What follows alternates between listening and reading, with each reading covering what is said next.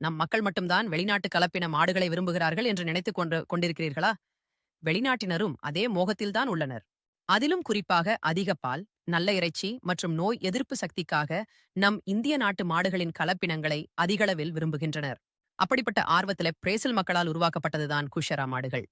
இந்தியாவைச் சேர்ந்த கேங்கிரேஜ் மாடுகளையும் பிரேசிலின் நாட்டு மாடுகளான டாரைன் கிரையுலாவையும் இணைத்து இந்த கலப்பின மாடுகளை உருவாக்கியுள்ளனர்.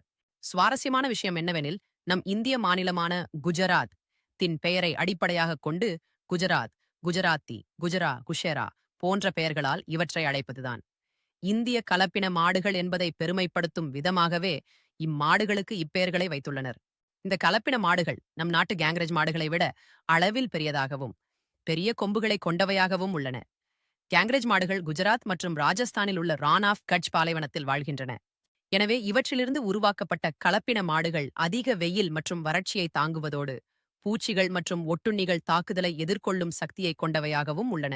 குஷரா மாடுகளில் ஆண் மாடுகள் 900 கிலோ எடையும் பெண் மாடுகள் 600 கிலோ எடையும் கொண்டவையாக உள்ளன. ஆண் பெண் இரு மாடுகளும் கொம்புகளை கொண்டுள்ளன.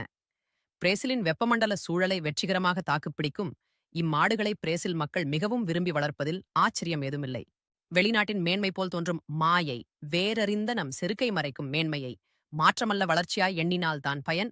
மாற்றத்தை மருந்தென மதித்தால் வரும் நசை நுகர்ச்சி நெருப்பாய்.